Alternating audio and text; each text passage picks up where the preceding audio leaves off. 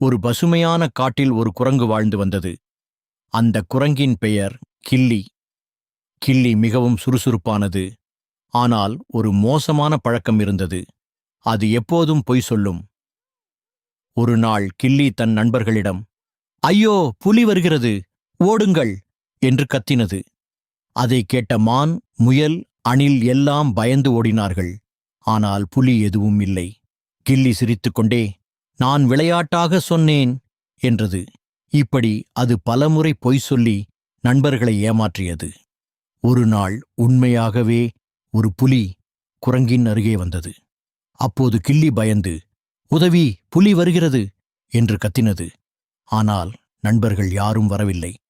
இது மீண்டும் பொய்தான் என்று நினைத்தார்கள். குரங்கு மிகுந்த பயத்தில் மரத்தின் மேல் ஏறி தப்பித்தது. அப்போதுதான் கிள்ளி தன் தவறை உணர்ந்தது. அதன் பிறகு கிள்ளி ஒருபோதும் பொய் சொல்லவில்லை.